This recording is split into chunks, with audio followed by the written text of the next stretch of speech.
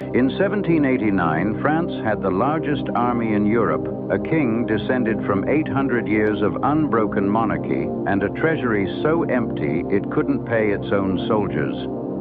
5 years later, that king was dead. Not assassinated in secret, executed in public in front of a cheering crowd, his head held up by the hair for everyone to see.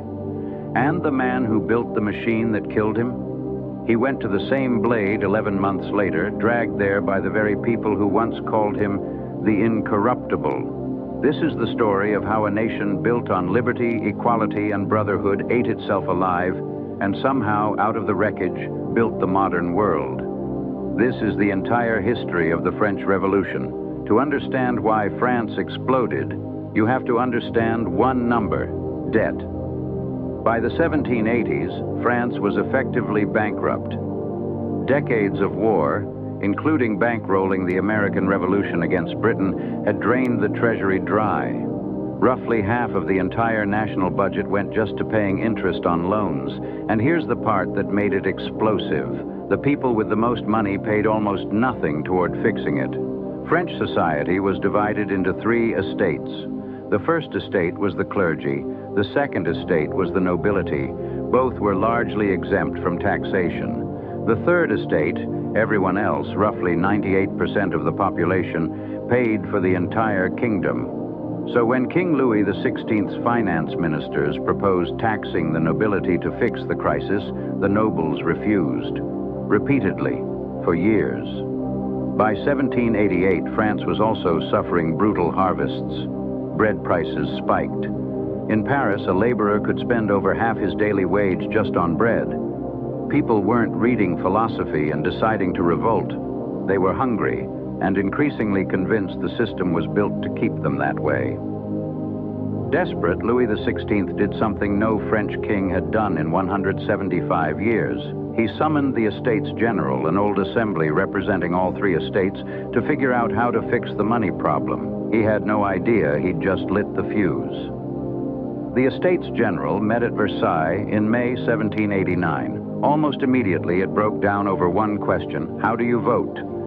Traditionally, each estate got 1 vote, meaning the clergy and nobility could always outvote the commoners 2 to 1, even though the third estate represented nearly everyone in the country.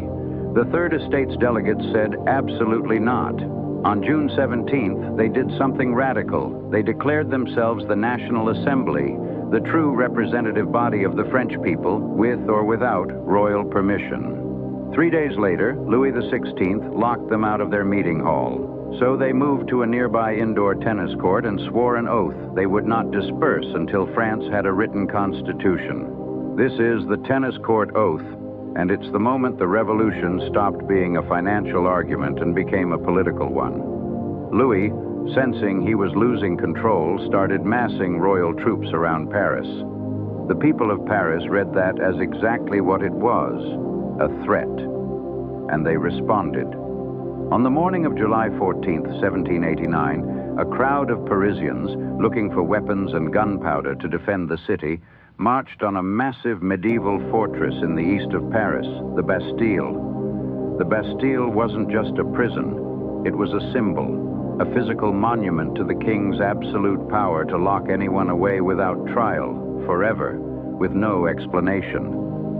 The fortress's commander, fearing his garrison would be overrun, ordered his men to open fire on the crowd, and roughly 100 people were killed in the fighting. But the crowd kept coming, and by afternoon, the Bastille surrendered. The literal political prisoners they found inside, only 7. It didn't matter, the symbolism was everything. The fortress that represented unchecked royal power had fallen to ordinary people in a single day. July 14th is still France's national holiday today, not because of how many people died, but because of what it proved, that the king's power wasn't permanent. It could be broken. Weeks later, in a single overnight session, the National Assembly abolished feudalism altogether, wiping out centuries of noble privilege in one vote. Then came the document that would outlive the revolution itself, the Declaration of the Rights of Man and of the Citizen, declaring all men free and equal under the law. On paper, France had just rewritten the rules of human society. In practice, the hard part hadn't even started. For 2 years, France tried something messy but workable, a constitutional monarchy.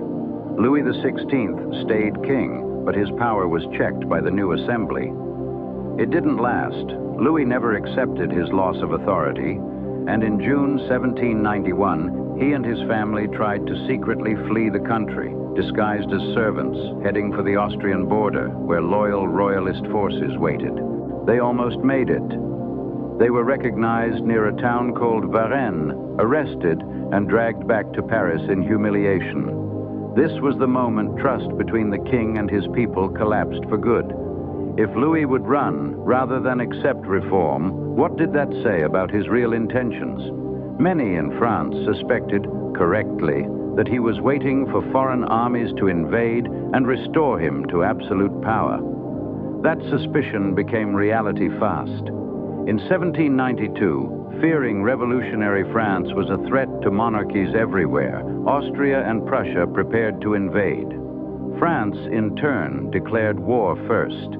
And now the revolution had a second front, not just rebuilding France from the inside, but defending it from armies outside the borders, armies the king himself was secretly hoping would win.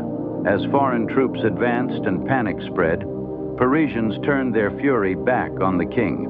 On August 10, 1792, a mob stormed the royal palace at the Tuileries. The fighting was brutal. Hundreds of the king's Swiss guard were killed defending it. Louis and his family fled for their lives to the assembly itself, effectively surrendering. The monarchy, in any real sense, was over. Weeks later, France declared itself a republic for the first time in its history. No king, no queen, just citizens. But the atmosphere in Paris was something close to mass paranoia. With enemy armies closing in, mobs broke into prisons and massacred suspected royalist sympathizers. Over 1,000 people killed in a few days of pure mob violence with no trials at all. It was a preview of what was coming on a national scale. Then in January 1793, the new republic put the question to its ultimate test. They put the former king on trial for treason. He was found guilty, and on January 21st, 1793, Louis XVI was executed by guillotine in front of a massive crowd in what's now the Place de la Concorde.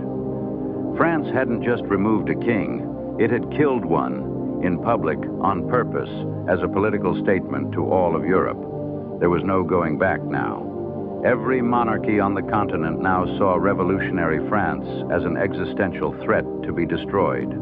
With foreign armies invading from outside and royalist uprisings breaking out inside the country, most violently in a region called the Vendée, the revolutionary government made a fateful decision. In September 1793, the government declared terror the official order of the day, authorizing harsh measures against anyone suspected of being an enemy of the revolution. Power concentrated into a body called the Committee of Public Safety, and its most influential member was a lawyer named Maximilien Robespierre, a man so famously rigid and principled that people called him the Incorruptible. Robespierre believed terror wasn't cruelty for its own sake. He believed it was the only way to protect a fragile republic from being strangled by its enemies, foreign and domestic. Under the law of suspects, authorities could now arrest anyone, between 300,000 and 500,000 people nationwide, on mere suspicion of disloyalty. The guillotine became the revolution's grim mascot. Queen Marie Antoinette was executed in October 1793. So were former revolutionary heroes who fell out of favor, including Georges Danton, once one of Robespierre's closest allies, executed simply for suggesting the terror had gone too far. That should have been a warning to everyone, including Robespierre himself. In this new France, no one was safe, not even the people running it. By June 1794, under a new law that stripped suspects of the right to trial or legal defense, executions accelerated into what's now called the Great Terror. In that single month, 1,300 people went to the guillotine in Paris alone. By this point, the war was actually turning in France's favor. Republican armies were winning. The original justification for the terror was disappearing. But Robespierre kept going, and the men around him started to wonder if he intended to ever stop.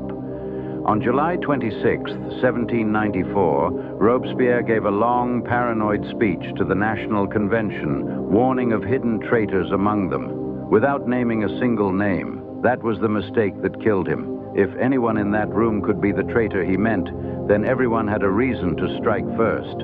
The next day, on 9 Thermidor by the revolutionary calendar, the convention turned on him. Deputies shouted Robespierre down and ordered his arrest.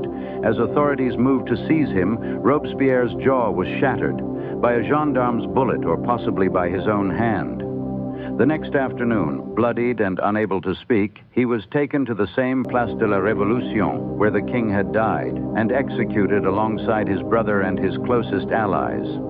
In the days that followed, over 100 of Robespierre's own supporters went to the guillotine in turn. The man who built the machine of terror became one of its final victims. It's almost too perfectly ironic to be real history, but it is. By the time it was over, the terror had seen at least 300,000 people arrested, roughly 17,000 officially executed, and thousands more dead in prisons without ever facing trial at all. France had proven it could overthrow a king. Now it had to prove it could survive its own revolution. After Robespierre's fall, France swung the other direction completely. A new, more moderate government called the Directory took power. But the Directory was weak, corrupt, and constantly threatened by both royalists wanting the monarchy back and radicals wanting the terror back. What France desperately wanted after a decade of chaos was stability, and one man was about to offer it at a price nobody fully understood yet. A young, wildly successful general had been winning stunning military victories abroad, becoming a national hero almost by accident. His name was Napoleon Bonaparte. In November 1799, Napoleon and his allies staged a coup, dissolving the Directory and installing a new government, the Consulate, with himself at the center of power. Historians mark this moment, the coup of 18 Brumaire, as the formal end of the French Revolution. 10 years, 6 months, and 4 days after the Estates General first met to fix a budget problem, France had gone from absolute monarchy to constitutional monarchy to republic to terror to military dictatorship, and was 5 years away from crowning an emperor. The revolution promised liberty, equality, and brotherhood. What it delivered was a king's execution, a decade of bloodshed, and ultimately a new emperor. And yet, the ideas it unleashed, that ordinary people have rights, that power answers to citizens, that no one is born to rule, never went back in the box. They spread across Europe and the world, and in many ways they're the ideas your own rights are built on today. Every empire falls. France just happened to tear itself apart and rebuild itself twice in the same decade.